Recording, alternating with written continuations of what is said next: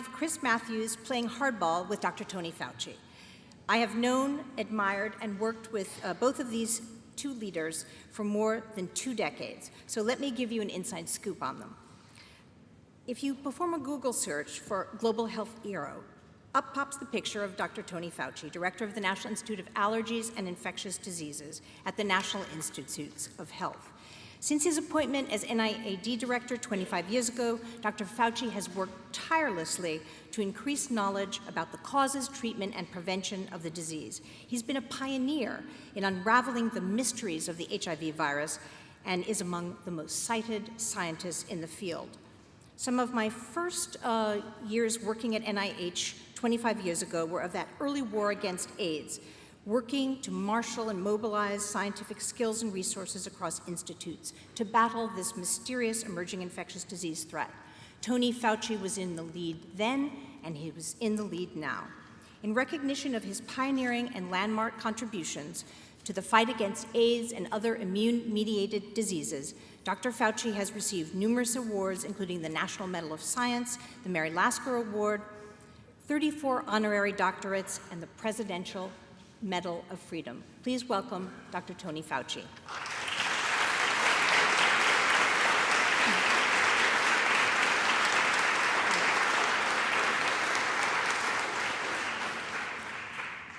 A media giant and American original, Chris Matthews blends a career of public service and communication with a deep knowledge and love of politics and history.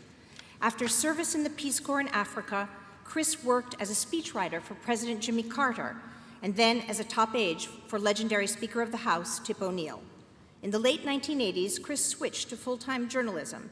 In 1997, he launched Hardball, now on MSNBC, which was the title of his best-selling handbook on real-life politics, published in 1988. He has been on the air every single weekday night since. In 2002, he also added hosting a Sunday morning talk show to his media megapoly. Chris is the author of 6 best-selling books, and his new one, Jack Kennedy, Elusive Hero, is due for release in November of this year. And I've seen the galleys, and it is fantastic. Brings to bear everything Chris has learned through a lifetime of watching American politics in action to illuminate the character development of this beloved president. Chris Matthews' work is animated by his love of our country and its history and its hopes, by his faith, by his beautiful family, and by his friendships. So it gives me great pleasure to introduce my treasured friend for more than 25 years, the incomparable, the mesmerizing Chris Matthews, for a conversation with Dr. Fauci.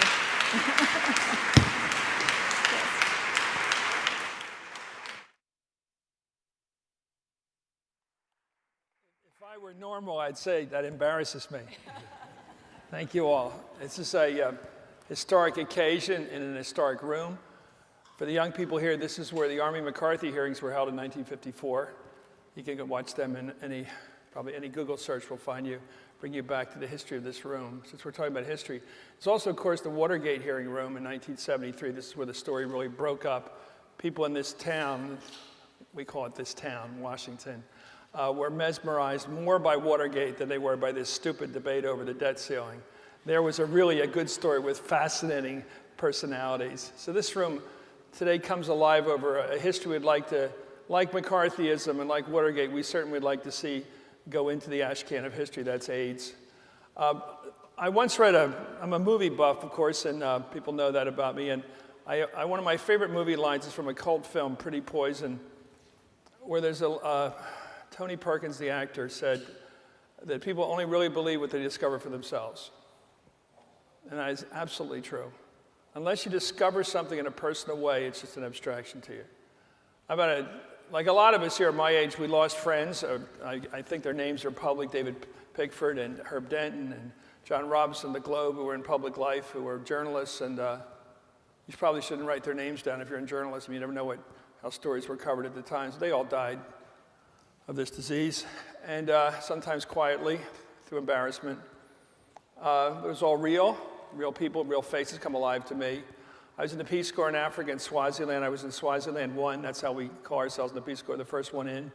in the 60s and 68. And that country's now suffering, as Dr. Fauci knows, we'll talk about that in a minute, with PEPFAR at about a 26% rate. In fact, all the young people are really under terrific assault by that disease. The people that are going to make that country are not making it. That is one of the horrendous facts about AIDS, that it attacks people in their productive years when they could be building a country and they're just dying.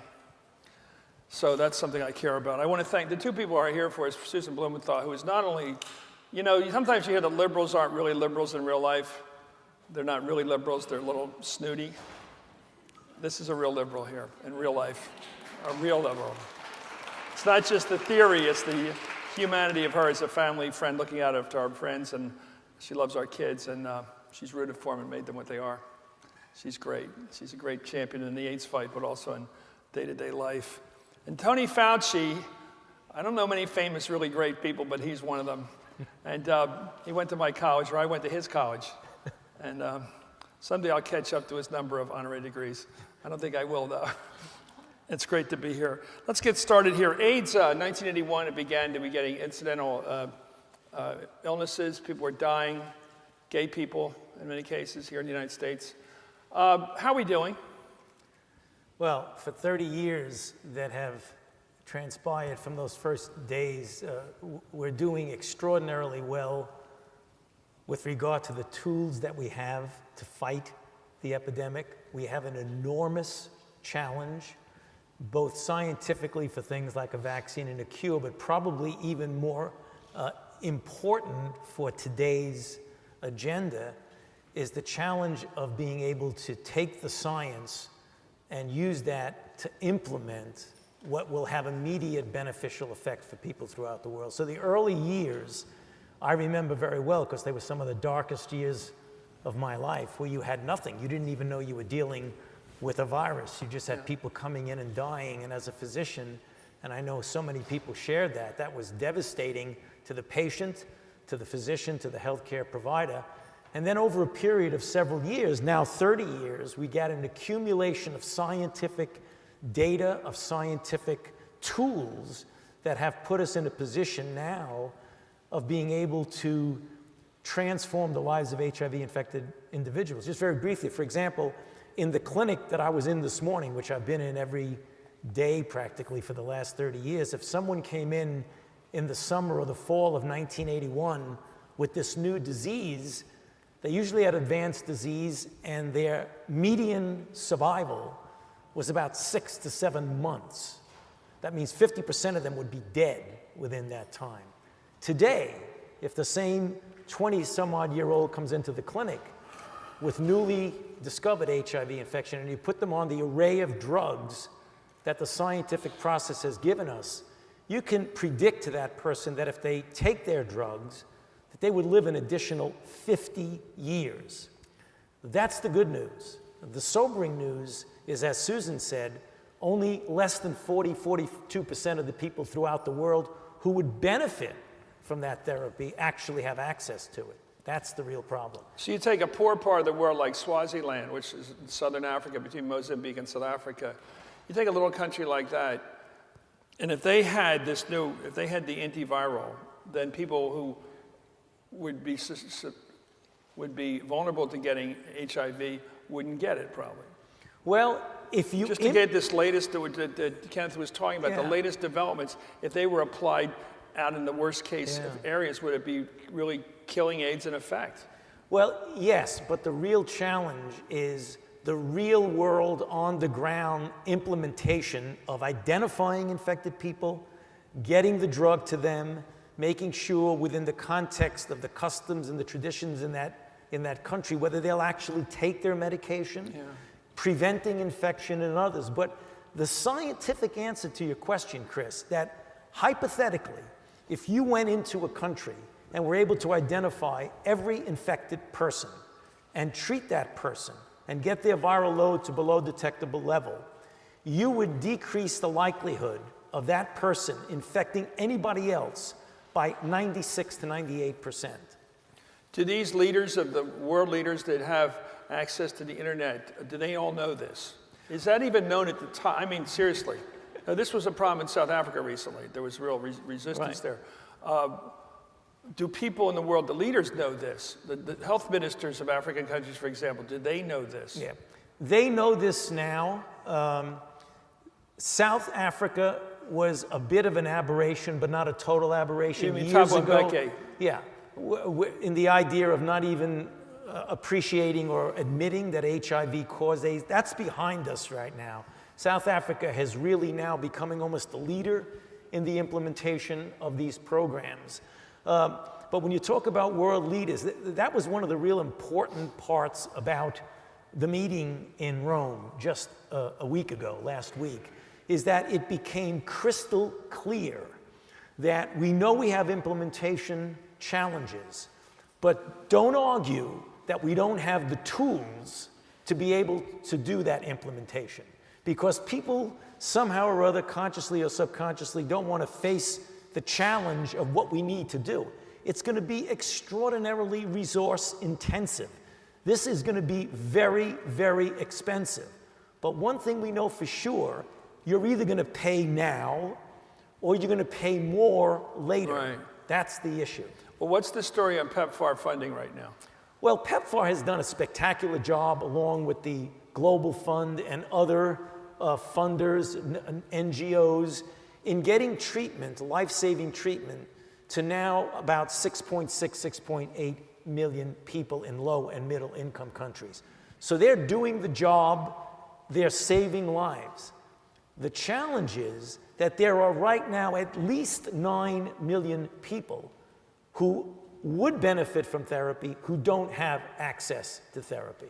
It's interesting that George W. Bush was the president who led us into that area of PEPFAR. What inspired him? What triggered his, he's a conservative. Right. What led him into this field to do this? Well, I had the privilege of being one of the people who was involved in designing the PEPFAR program, and I can tell you in my discussions with him and with his staff, Josh Bolton and others, he said that he felt a moral responsibility as the leader of a rich nation to alleviate the suffering where possible of people in the developing world. And I had spoken, and others had spoken to him about the opportunities one has in the developing world with HIV/AIDS. So he sent me and a couple of others to Africa and said, go and see if this is feasible. And to their great credit, the African physicians who had very little resources were proving that if you put the drug in their hand, they could get it to the people, and the people can actually do it every day. And when I came back and presented that to him and his staff, they said, well, design a program that would have the most bang for the buck, and let's see if we could do a game changer. So it was all him. It really was. Has President Obama, be critical now, has President Obama carried on the fight as well as he could? I think as well as he could, yes. The problem that the president is facing is an extraordinary constraint of resources. Here we are in Washington with the debates that are going on about cutting everything.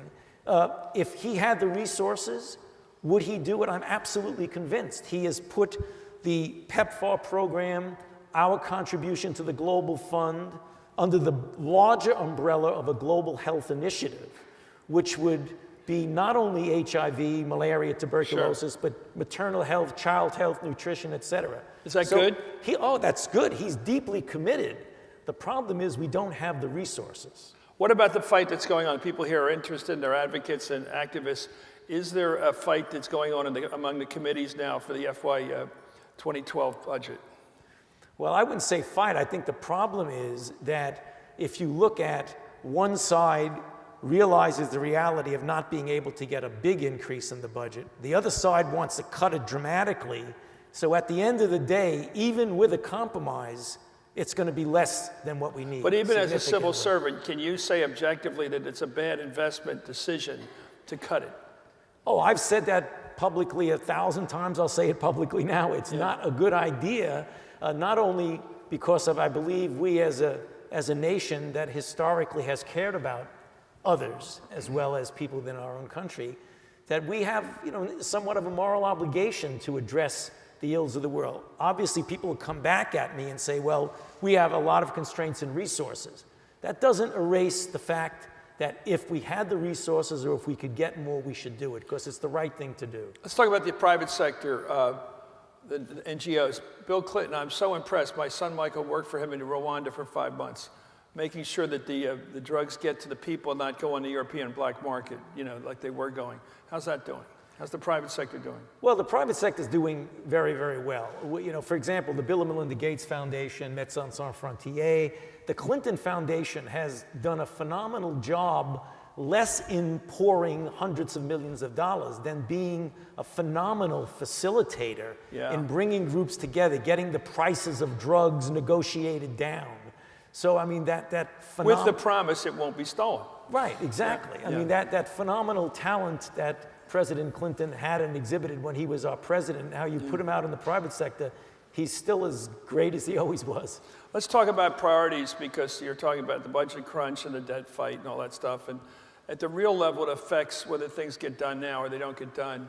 So if you have to look at treatment here, research here, treatment abroad, how do you array the triage? How do you handle it? Triage. Chris, that is the question that everyone is struggling with, because you can say that if we had unlimited resources, you wouldn't need to triage. You could do whatever you want. So one of the things that was discussed with great intensity in Rome and beyond Rome before and after is, given the limited amount of resources, what is the best way to spend money within a particular country or region, within the particular conditions in that country, within the particular risk in that country? So if you have a situation in country X where you could implement very easily circumcision, we know it works. If you have situations with mother-to-child transmission, if you have situations where you could actually get people into therapy, you would, I wouldn't say triage, you would prioritize what is the most cost-effective way to spend the money you have. And a number of organizations, including PEPFAR, the CDC and other organizations, are doing what's called implementation research, where you actually figure out from a research standpoint, is this an effective way to prevent or treat infection in this country versus that country? And you wouldn't think it was a research question, but it actually is. It's the research on how best to implement the program. Let's talk about it. I was over with my wife last year in Mozambique, talking to young Peace Corps. We try to do it wherever we go, meet Peace Corps volunteers. And they're working on AIDS. Now, it is so tricky, as you know, in the cultural setting. You might have men who are very upset about your arrival as a worker involved in this field, that it may be in your interest not to even say what you're doing. Now, they have to go into a community when they're assigned by Peace Corps to go in and say, I'm here as a health advisor. They never mention AIDS. Then they have to go and they have to say, I'm here, and the mothers, who are scared of their husbands in some cases, have to bring the kids in and say, I'm bringing my kids in to get treated. And then they somehow manage to get checked out themselves. Do you realize how circuitous this route is? It's very. So talk about that when you talk about having to do what you call research, and I think people are stunned by the fact of how circuitous a route you have to follow to save people's lives. Exactly, and that sometimes generates research questions. So the scenario that you and Kathleen and your family experienced is exactly what goes on. So you can't just go in and say, okay, we have a treatment, let's test everybody and treat them. You have a husband or a sexual partner who's a male who has no interest in being tested or treated, and it's likely that his wife is either already infected because he infected her, or she's at risk of getting infected. So you can't just go in and say, we are here and we're going to fix the problem. That's why we do things like develop topical microbicides for women, where you can actually have a gel, which when it's permeated with an antiretroviral, can actually prevent infection in the woman without the male sexual partner having a clue of what's going on. Wow. So that's the way. Have you been able to permeate that around? Have you been, like in South Africa, Swaziland, those countries? The first studies have indicated some interesting data. A, it works. B, the obvious, it works only when you use it. So if you look at individuals who are using it, the efficacy is very high. If you look at the whole study and you find out, gee, we only had a 39% efficacy. What happened there? And then you go back and you ask people. It was the same thing with the study that was mentioned just a few minutes ago, the pre-exposure prophylaxis study. So if you can give a pill to someone, in this study it was men who have sex with men, and you could prevent acquiring infection if you are uninfected. Yeah. So the efficacy of the whole study was 44%. If you actually asked people and say, did you actually take the pill? I know. And they said yes, the efficacy becomes 70-some-odd%. And we say, under your breath, I don't really believe you. I know. I'm going to draw your blood and determine if you actually took the drug. If you actually took the drug, the efficacy is 90+%. Yeah, you know that's true of people watching TV shows too. Yeah.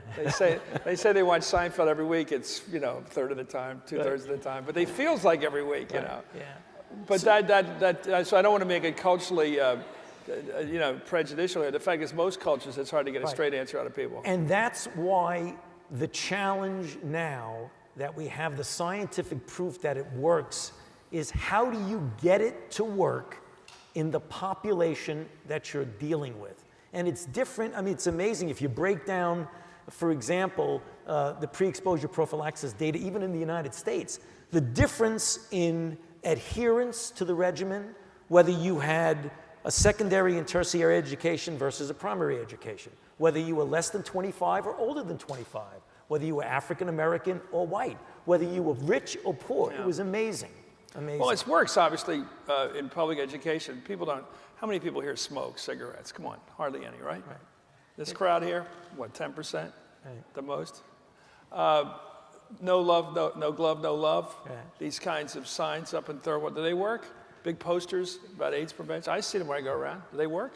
You know, in some situations they do, but what probably works better than targeting the broad population is to get your prevention modalities to go after people who are at the highest risk group. Obviously, you have to have a general approach, but you really need to intensify in the target risk populations by someone who they respect and understand.